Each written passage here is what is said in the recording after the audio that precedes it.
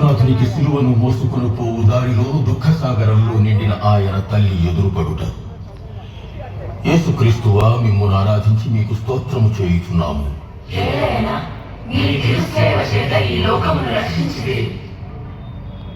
సిలువ యాత్ర చిన్నగా ముందుకు సాగుతోంది. ఆ సమయంలో 9 నెలలు మోసి కని పెంచిన తల్లి పరుగులు తీస్తూ ఆ స్థలాన్ని చేరుకుంది.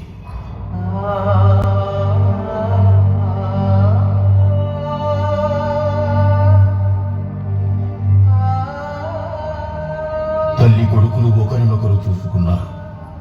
తల్లి హృదయంలో మాత్రం భూకంపం వచ్చినంత కల్లోలం.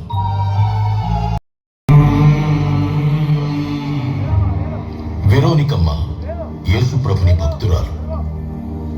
ఆయన చేసిన అద్భుతాలను, నయం చేసిన రోగాలను కళ్ళారా చూసినటువంటి స్త్రీ ఆమె. ఆమె యేసు ప్రభు ఎంతో పరితాపకర స్థితిలో ఉండటం చూచింది. హృదయం ద్రవించింది. దుఃఖంతో కంట తడిపెట్టింది. ధైర్యంతో యేసుని చెంతకు చేరి చేతిలో ఉన్న ఒక వస్త్రాన్ని ఆయనకి అందించింది. ఆయన ఎంతో కృతజ్ఞతగా దానిని తీసుకుని రక్తంతో నిండిన తన ముఖాన్ని తుడుచుకున్నారు. ఆమె ధైర్యానికి, జాలికి ప్రతిఫలంగా తన ముఖముద్రను ఆ వస్త్రంపై అద్ది ఆమెకి అందించారు.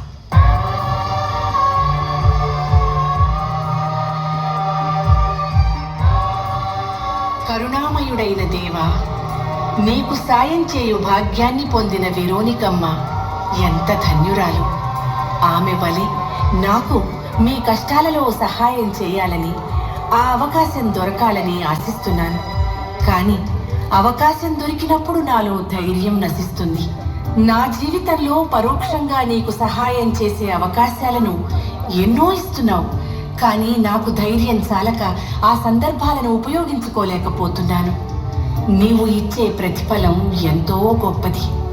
కనీసం అది చూసైనా పరోక్షంగా మీకు సహాయం చేసే భాగ్యాన్ని నాకు దయచేయండి స్వామి. ఆమేన్.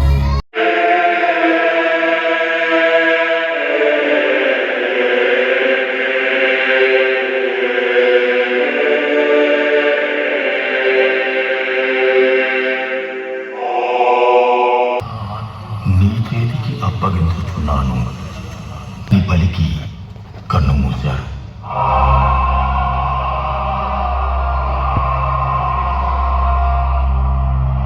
ఓ కరుణామయ, ఆ క్రూరులు నిన్నెంతగానో హింసించారు, చిత్రవధ చేశారు. కానీ నీవు మాత్రం చివరికి వారి కోసమే ప్రార్థన చేస్తున్నావు. తండ్రితో వారి తరపున వాదన చేస్తున్నావు. అది నీ గొప్పతనం.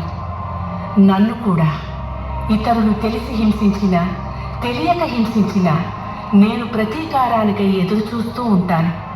అలా కాకుండా నీ సుమాత్రకును అనుసరించి నేను నా శత్రువులను క్షమించే సన్మనస్సును, శక్తిని దయచేయండి. అంతేగాక ప్రభు, నీ వలె నేనును నా అంత్యదినమున నీ సంకల్పానికి తలవంచి నా ఆత్మను నీ హస్తములలోనికి సమర్పిస్తున్నాను అని నీ యందుగల విశ్వాసాన్ని చాటి చెప్పగల భాగ్యాన్ని నాకు దయచేయండి స్వామి. ఆమేన్.